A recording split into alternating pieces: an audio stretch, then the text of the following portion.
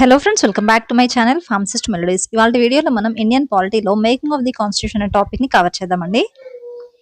This is a short notes prepared from M Lakshmikanth text book. Okay, demand for a constituent assembly. దీనికి trick వచ్చేసి మీనా CC అని గుర్తుపెట్టుకోండి. Okay, ఇక్కడ chronological order లో ఇయర్స్ చూసుకున్నట్టయితే 34 నుంచి 35 వరకు 1 ఇయర్ గ్యాప్ ఉంటుంది. అలాగే 38, 40, 42 2 ఇయర్స్ గ్యాప్. నెక్స్ట్ వచ్చేసి 1946 లో మనకి ఏం జరుగుతుంది, క్యాబినెట్ మిషన్ అనేది ఇండియాకి వస్తుంది. ఓకే, వీళ్ళు క్యాబినెట్ మిషన్ ప్లాన్ అనేది ఇంట్రొడ్యూస్ చేస్తారు అనమాట. So in the year 1934 M N Roy proposed the idea of constituent assembly. Indians own constitution frame చేసుకోవాలి అంటే ఒక కాన్స్టిట్యూట్ అసెంబ్లీ కావాలి అని చెప్పి ఎంఎన్ రాయ్ ప్రపోజ్ చేస్తారు అనమాట. Next in the year 1935 INC Indian national Congress officially demands constitute assembly. Okay, next 1938 లో జవహర్లాల్ నెహ్రూ ఎవరైతే ఉంటారో, జవహర్లాల్ నెహ్రూ ఎవరైతే ఉంటారో అతను ఏం చెప్తారు అంటే, మనం కాన్స్టిట్యూట్ అసెంబ్లీని ఫామ్ చేసుకోవాలి అంటే డైరెక్ట్ ఎలక్షన్స్ ద్వారా మెంబర్స్ ని ఎన్నుకోవాలి. Okay, on the basis of adult franchise అంటే అందరికీ ఓటు హక్కు కల్పించడం అనమాట. వితౌట్ ఎక్స్టర్నల్ ఇంటర్ఫియరెన్స్ మనం కాన్స్టిట్యూషన్ ని ఫ్రేమ్ చేసుకోవాలి అంటే బయట వ్యక్తుల సహాయం ఎవరి సహాయం తీసుకోకుండా మనం మాత్రమే కాన్స్టిట్యూషన్ ఫ్రేమ్ చేసుకోవాలి అని చెప్తారు Jawaharlal Nehru. Next in 1940 August offer అంటే 1939 నుంచి 45 మధ్య వరల్డ్ వార్ 2 అనేది జరుగుతుంది అనమాట. సో అప్పుడు వీళ్ళకి ఇండియన్ సపోర్ట్ అనేది కావాలి. సో వీళ్ళు ఇండియన్స్ కాన్స్టిట్యూట్ అసెంబ్లీ కోసం డిమాండ్ చేసినప్పుడు వీళ్ళు వెంటనే ఒప్పుకుంటారనమాట. ఎందుకు అంటే అప్పుడు వాళ్ళ సపోర్ట్ కావాలి కాబట్టి. బ్రిటిషర్స్ కి ఇండియన్ సపోర్ట్ కావాలి కాబట్టి వాళ్ళు 3 పాయింట్స్ చెప్తారన్నమాట, డిస్కస్ చేస్తారు ఇండియన్స్ తో. ఏవేవి అంటే, మేము కాన్స్టిట్యూషన్ లో బాడీ ఏదైతే ఫామ్ చేస్తామో దాంట్లో ఇండియన్ రిప్రజెంటేటివ్స్ ని పెడతాము. అలాగే వైస్రాయ్స్ ఎగ్జిక్యూటివ్ కౌన్సిల్ లో మెంబర్స్ ని ఇంక్రీజ్ చేస్తాము, ఇండియన్ మెంబర్స్ ని. మైనారిటీస్ అప్రూవల్ లేకుండా మేము కాన్స్టిట్యూషనల్ బాడీని ఫ్రేమ్ చేయము అని చెప్పి చెప్తారు. This is about August offer. Next 1942 క్రిప్స్ machine రావడం జరుగుతుంది. ఇది ప్రావిన్సెస్ కి చాయిస్ ఇస్తుంది అనమాట. జాయిన్ అయితే ఇండియన్ యూనియన్ లో జాయిన్ అవ్వండి, లేదా సపరేట్ స్టేట్స్ గా ఉండండి అని చెప్పి. దీనికి కాంగ్రెస్ ఒప్పుకోదు, రిజెక్ట్ చేస్తుంది. ఎందుకు అంటే ఒకవేళ సపరేట్ అవ్వాలి అనుకోండి స్టేట్స్, భారతదేశం మొత్తం ముక్కలు అయిపోతుంది. సో పార్టిషన్ వల్ల యూనిటీ దెబ్బతింటుంది కాబట్టి క్రిప్స్ మిషన్ ని రిజెక్ట్ చేస్తుంది అనమాట కాంగ్రెస్. నెక్స్ట్ 1946 లో క్యాబినెట్ మిషన్ ఇండియాకి రావడం జరుగుతుంది. ఏ రోజు వచ్చింది అంటే March 24, 1946 డేట్ గుర్తుపెట్టుకోండి. ఓకేనా, ప్లాన్ అనౌన్స్ చేసింది ఏ రోజు అంటే 2 months తర్వాత, May 16, 1946 రోజు ప్లాన్ ని అనౌన్స్ చేయడం జరిగింది అనమాట. సో ఈ క్యాబినెట్ మిషన్ ఏం ప్రపోజ్ చేసింది అంటే, మీరు ఒకటి కాన్స్టిట్యూట్ అసెంబ్లీని ఫామ్ చేసుకోండి అని సలహా ఇస్తుంది అనమాట. ఓకే, దీనికి ముస్లిం లీగ్ గా యాక్సెప్ట్ చేస్తుంది. ఎందుకు యాక్సెప్ట్ చేస్తుంది అంటే, వీళ్ళు ముస్లిం మెజారిటీ ప్రావిన్సెస్ ని గ్రూప్స్ కింద డివైడ్ చేస్తారనమాట. సో ఈ గ్రూప్స్ అన్ని కలిసి మనం పాకిస్తాన్ అచీవ్ చేసుకోవడానికి ట్రై చేయొచ్చు అని చెప్పి ముస్లిం లీగ్ ఒప్పుకుంటుంది అనమాట. ఓకే, సో ఇక్కడ క్యాబినెట్ మిషన్ ఏదైతే ఇండియాకి వస్తుందో దాంట్లో 3 members ఉంటారనమాట. ఎవరెవరు అంటే LCA ట్రిక్ గుర్తుపెట్టుకోండి. LCA lord Pethick Lawrence, Cripps and AV Alexander. మనం 1938 లో జవహర్లాల్ నెహ్రూ అడల్ట్ ఫ్రాంచైజ్ ని తీసుకొస్తున్నారు అని డిస్కస్ చేసుకున్నాం కదా. సో అక్కడ యూనివర్సల్ అడల్ట్ ఫ్రాంచైజ్ ని తీసుకొద్దాం అనుకుంటారు, కానీ ఇది జరగదు. మనకు ఆల్రెడీ తెలుసు 1990 లో లిమిటెడ్ ఫ్రాంచైజ్ అనేది తీసుకొచ్చారు. Based on property, tax, education qualification కొంతమందికి మాత్రమే ఓటు హక్కును కల్పించారు 1919 లో. 1950 కాన్స్టిట్యూషన్ అమల్లోకి వచ్చినప్పుడు అప్పుడు ఏజ్ లిమిట్ ఎంత ఉందంటే 21 years ఉండేదన్నమాట. ఓకే, 1988 లో 61st కాన్స్టిట్యూషన్ అమెండ్మెంట్ ద్వారా ఈ 21 years ని కాస్త 18 years కి తగ్గించడం జరిగింది. ఇక్కడ అడల్ట్ ఫ్రాంచైజ్ కూడా ఎప్పటి నుంచి అమల్లోకి వచ్చిందంటే, కాన్స్టిట్యూషన్ ఎప్పటి నుంచి అమల్లోకి వచ్చిందో అప్పటి నుంచి అనమాట, 1950 నుంచి అని గుర్తుపెట్టుకోండి. Next coming to the composition of constituent assembly. Total ఇండియాలో ఎన్ని సీట్స్ అలొకేట్ చేశారు అంటే 389 అనమాట టోటల్. ఓకే, బ్రిటిష్ ఇండియాలోనేమో 296, ప్రిన్స్లీ స్టేట్స్ లోనేమో 93 సీట్స్. ఈ బ్రిటిష్ ఇండియాలో 296 లో మళ్ళీ గవర్నర్ ప్రావిన్సెస్ కి 292 సీట్స్, అలాగే కమిషనర్ ప్రావిన్సెస్ కి 4 సీట్స్ అనమాట. సో ఈ సీట్స్ ఎలొకేషన్ ఎలా జరిగేది అంటే 10 లక్షల మందికి 10 lakh పాపులేషన్ కి ఒక సీట్ అనమాట. ఓకే, ఇక్కడ కమ్యూనిటీస్ వైజ్ గా చూసుకుంటే ముస్లిమ్స్ కి 78 సీట్స్, 6 కి 4 సీట్స్ అండ్ జనరల్ వాళ్ళకి 208. ఈ 208 కింద హిందూస్ వస్తారు, Parsis, Anglo Indians, Christians, SCs, STs, women వీళ్ళందరూ వస్తారంట. సో టోటల్ సీట్స్ బ్రిటిష్ ఇండియాలో ఎన్ని అంటే 296. సో ఇందాక ఏం చూసాం మనం, టోటల్ స్ట్రెంత్ వచ్చేసి కాన్స్టిట్యూట్ అసెంబ్లీ స్ట్రెంత్ 389. ఓకే, దీంట్లో బ్రిటిష్ ఇండియన్స్ కి 296, అలాగే ప్రిన్స్లీ స్టేట్స్ కి 93 సీట్స్ ఇచ్చారు కదా. సో ఇక్కడ బ్రిటిష్ ఇండియాలో ఎవరైతే మెంబర్స్ ఉన్నారో వీళ్ళని ఇండైరెక్ట్ గా ఎన్నుకునే వాళ్ళు అనమాట. అంటే డైరెక్ట్ ఎలక్షన్స్ ద్వారా కాదు, ఇండైరెక్ట్ ఎలక్షన్స్ ద్వారా ఎన్నుకునే వాళ్ళు. ఎట్లా అంటే, పీపుల్ ఎవరైతే ఉన్నారో వీళ్ళు ప్రావిన్షియల్ లెజిస్లేటివ్ అసెంబ్లీ మెంబర్స్ ని ఎన్నుకుంటారు, అంటే MLAs ని. ఓకే, ఈ MLAs కాన్స్టిట్యూట్ అసెంబ్లీ మెంబర్స్ ని ఎన్నుకుంటారు అనమాట. ఓకే, ఈ ప్రిన్స్లీ స్టేట్స్ లో 93 మెంబర్స్ ఉన్నారు కదా, వీళ్ళని మాత్రం నామినేట్ చేస్తారనమాట. ఈ కింగ్స్ కానీ నవాబ్స్ కానీ ఎవరైతే ఉంటారో, రూలర్స్ ఎవరైతే ఉంటారో వాళ్ళు ఈ 93 మెంబర్స్ ని నామినేట్ చేస్తారంట. సో ఇక్కడ కాన్స్టిట్యూట్ అసెంబ్లీ కాంపోజిషన్ ని చూసుకున్నట్టయితే partly elected and partly nominated. Next ఇక్కడ ఎలక్షన్ మెథడ్ ఏం ఫాలో అయ్యారు అంటే through proportional representation system by means of a single transferable vote. Example గా టోటల్ గా 100 ఎమ్మెల్యేస్ ఉన్నారు. పార్టీ ఏ, పార్టీ బి, 2 పార్టీస్ ఉన్నాయి. పార్టీ ఏలో 60 ఎమ్మెల్యేస్ ఉన్నారు, పార్టీ బిలో 40 ఎమ్మెల్యేస్ ఉన్నారు అనుకోండి. ఇక్కడ ఉన్న సీట్స్ మాత్రం ఓన్లీ 5 సీట్స్ ఉన్నాయి. సో ఇప్పుడు ఆ సీట్స్ ని వీళ్ళకి ఎట్లా ఎలొకేట్ చేయాలి అంటే 60% ఎమ్మెల్యే, 60 ఎమ్మెల్యేస్ అంటే 60% కదా. సో ఎక్కువ ఎమ్మెల్యేస్ ఉన్న పార్టీకి ఎక్కువ సీట్స్ ఎలొకేట్ చేయాలన్నమాట. పార్టీ బికి 40 ఎమ్మెల్యేస్ కాబట్టి వీళ్ళకి 40% కాబట్టి వీళ్ళకి 2 సీట్సే వస్తాయి అనమాట. ఓకే, దీన్ని ఏమంటాము అంటే ప్రపోర్షనల్ రిప్రజెంటేషన్ సిస్టమ్. ఓకే, వాళ్ళ బలాన్ని బట్టి వాళ్ళకి సీట్స్ కేటాయిస్తారు అనమాట.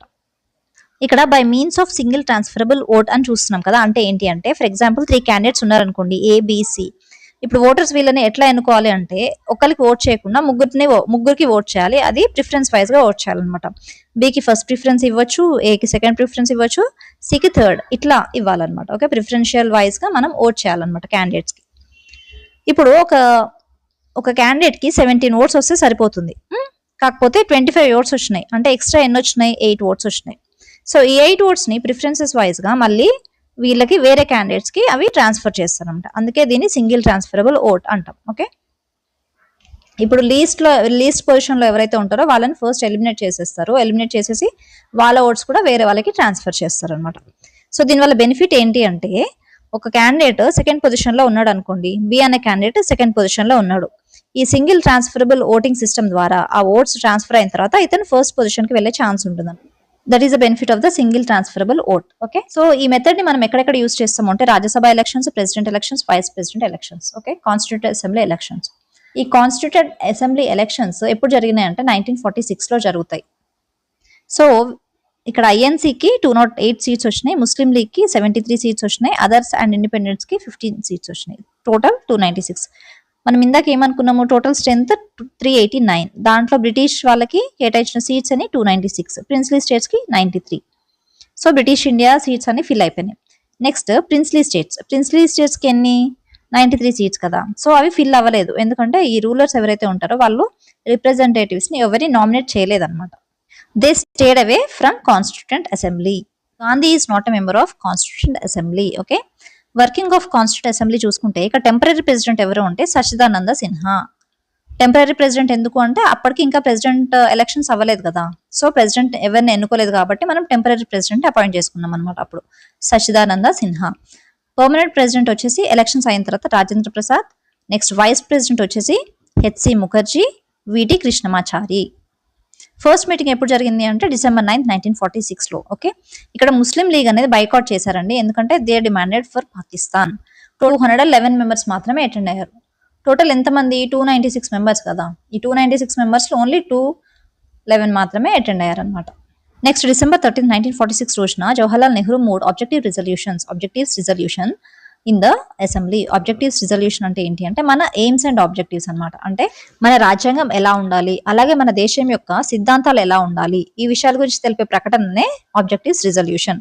దాన్ని జవహర్లాల్ నెహ్రూ December 13, 1946 రోజున ప్రవేశపెడతారు అసెంబ్లీలో. ఓకేనా, ఇది ఆమోదం పొందింది ఎప్పుడు అంటే January 22, 1947. This resolution was unanimously adopted by the assembly. Okay, మరి ఆబ్జెక్టివ్స్ చూసుకున్నట్టయితే సావరెన్ రిపబ్లిక్. ఇప్పటి నుంచి సుప్రీం పవర్స్ అనేవి ఇండియాకే ఉంటాయి అనమాట, వేరే వాళ్ళకి ఎవరికి సుప్రీం పవర్స్ ఇండియా పైన ఉండవు. అలాగే ఎక్స్టర్నల్ అండ్ ఇంటర్నల్ మ్యాటర్స్ లో కూడా ఎవరు ఇన్వాల్వ్ అవ్వడానికి లేదు ఇప్పటి నుంచి. Okay, that is sovereign republic. Next union. ఇది యూనియన్ ఆఫ్ స్టేట్స్ గానే ఉంటుంది. British India, princely states, parts outside India, ఇవన్నీ కలిసి యూనియన్ గా ఉంటుంది ఇండియా అనేది. ఓకేనా, నెక్స్ట్ ఫెడరల్ సిస్టమ్ అంటే division of powers between centre and states మధ్య పవర్స్ డివిజన్ అనేది జరుగుతుంది. That is federal system. Next objective వచ్చేసి power and authority derived from people. అంటే దేశంలో ఉన్న అధికారం మొత్తం ప్రజల నుండి వస్తుందని అర్థం అనమాట. ఓకేనా, ప్రజలే ఎన్నికల ద్వారా ప్రతినిధులను ఎన్నుకుంటున్నారు కాబట్టి ప్రభుత్వం తన అధికారాలను ప్రజల నుండి పొందుతుంది అని అర్థం అనమాట. Next justice, Liberty, equality. అంటే జస్టిస్ అంటే న్యాయం, లిబర్టీ అంటే స్వేచ్ఛ, ఈక్వాలిటీ అంటే సమానత్వం. సోషియో ఎకనామిక్ పొలిటికల్ జస్టిస్ అంటే సామాజిక, ఆర్థిక, రాజకీయ న్యాయం అనేది కల్పించాలి. Next Liberty of thought, expression, belief, faith, worship. వీటిలో వాళ్ళకి స్వేచ్ఛ కల్పించాలి. అలాగే హోదాలలో కానీ వాళ్ళకి ఇచ్చే అవకాశాలలో కానీ సమానత్వం అనేది కల్పించాలన్నమాట ప్రజలకి. ఓకేనా, సేఫ్ గార్డ్స్ వచ్చేసి minorities, backward and tribal areas, depressed and other backward classes ఈ వర్గాల ప్రజలకి రక్షణ కల్పించాలి. అలాగే ఇంటిగ్రిటీ అండ్ సావరెనిటీ మెయింటైన్ చేయాలి. వరల్డ్ పీస్ ప్రమోట్ చేయాలి and welfare of man kind. Okay, next coming to the changes by the independence act. ఈ act ద్వారా వచ్చిన మార్పులు ఏంటి అంటే 3 చేంజెస్ ఉంటాయండి. అవి తర్వాత చూద్దాం. ఫస్ట్, క్యాబినెట్ మిషన్ ప్లాన్ టైంలో ప్రిన్స్లీ స్టేట్స్ కి ఎన్ని సీట్స్ కేటాయించారు అంటే 93 సీట్స్. ఓకే, టోటల్ 389 లో బ్రిటిష్ ఇండియా వాళ్ళకి 296 ప్లస్ ప్రిన్స్లీ స్టేట్స్ వాళ్ళకి 93. సో ఏప్రిల్ 28, 1947 వరకు కూడా ఓన్లీ 6 స్టేట్స్ మాత్రమే కాన్స్టిట్యూంట్ అసెంబ్లీలో జాయిన్ అయ్యాయి అనమాట. Only 6 princely states. Okay, mount baton partition plan announce చేసిన తర్వాత జూన్ 3, 1947 తర్వాత గ్రాడ్యువల్ గా మెంబర్స్ అనేవి ఆ ప్రిన్స్లీ స్టేట్ మెంబర్స్ అనేవి ఇంక్రీజ్ అయ్యారనమాట. ఓకేనా. అలాగే ముస్లిం లీగ్ మెంబర్స్ ఎవరైతే ఉన్నారో వాళ్ళు కూడా అసెంబ్లీలోకి ఎంటర్ అయ్యారు. ఇక్కడ 3 చేంజెస్ చూసుకున్నట్టయితే ఫస్ట్ చేంజ్ వచ్చేసి బిఫోర్ ఆగస్ట్ 15, 1947 వరకు బ్రిటిష్ కంట్రోల్లో ఉంది కాన్స్టిట్యూట్ అసెంబ్లీ అనేది. ఓకేనా. After August 15, 1947 it became sovereign. అంటే ఇప్పటి నుండి సుప్రీం కంట్రోల్ అనేది ఓన్లీ ఇండియాకి మాత్రమే ఉంటుంది, బ్రిటిషర్స్ కి ఉండదు. ఓకేనా. ఇండియా గురించి ఎటువంటి డెసిషన్స్ అయినా ఓన్లీ ఇండియా మాత్రమే తీసుకుంటుంది. బ్రిటిష్ కంట్రోల్ ఆ పవర్స్ ని కోల్పోయింది. ఇక్కడ ఇండిపెండెన్స్ వచ్చిన తర్వాత కాన్స్టిట్యూట్ అసెంబ్లీ 2 ఫంక్షన్స్ ని నిర్వహించేది అనమాట. ఏవేవి అంటే ఒకటి కాన్స్టిట్యూషన్ మేకింగ్ బాడీ, ఇంకొకటి legislative body. Okay, constitution making body అంటే రాజ్యాంగ రచనకు సంబంధించి ఇక్కడ చైర్మన్ వచ్చేసి doctor Rajendra Prasad. Legislative body అంటే చట్టాలకు సంబంధించి అనమాట. ఓకేనా. దీనికి చైర్మన్ వచ్చేసి జీవి మావలాంకర్. నెక్స్ట్ థర్డ్ చేంజ్ వచ్చేసి పార్టిషన్ ఎఫెక్ట్ తర్వాత ముస్లిం లీగ్ మెంబర్స్ ఎవరైతే ఉన్నారో వాళ్ళు లెఫ్ట్ అయిపోయారు అనమాట. సో అంతకుముందు ఇండియాలో టోటల్ స్ట్రెంత్ ఎంత ఉండేది అంటే 389 కదా, ఇప్పుడు 299 కి చేంజ్ అయింది. అలాగే బ్రిటిష్ ఇండియాలో టోటల్ సీట్స్ వచ్చేసి 296 ఉంటే ఇప్పుడు 229. అలాగే ప్రిన్స్లీ స్టేట్స్ లో 93 ఉంటే ఇప్పుడు 70. టోటల్ వచ్చేసి 299 గుర్తుపెట్టుకోండి. ఇక్కడ కాన్స్టిట్యూట్ అసెంబ్లీ గురించి కొన్ని ఇంపార్టెంట్ ఫ్యాక్ట్స్ చూద్దామండి. First, national flag was adopted from which date? ఇవి స్టేట్మెంట్స్ లో అడుగుతారు, సో చాలా ఇంపార్టెంట్, ఇవి గుర్తుపెట్టుకోవాలి. From July 22, 1947. ఈ డేట్స్ ఎట్లా గుర్తుంటాయి? జూలై 22 ఎట్లా గుర్తుంటుంది అంటే ఫ్లాగ్ లో 2 కలర్స్ ఉంటాయి కదా, పైన సాఫ్రన్ కింద గ్రీన్. ఓకే, సో 2 కలర్స్ కాబట్టి 2 అట్లా గుర్తుపెట్టుకోండి. 1947 నుంచి అంటే ఇండిపెండెన్స్ రాకముందు, జస్ట్ 1 మంత్ ముందు అనమాట. నెక్స్ట్, కామన్వెల్త్ లో ఇండియా మెంబర్షిప్ ఎప్పటి నుంచి స్టార్ట్ అయింది అంటే మే 1949.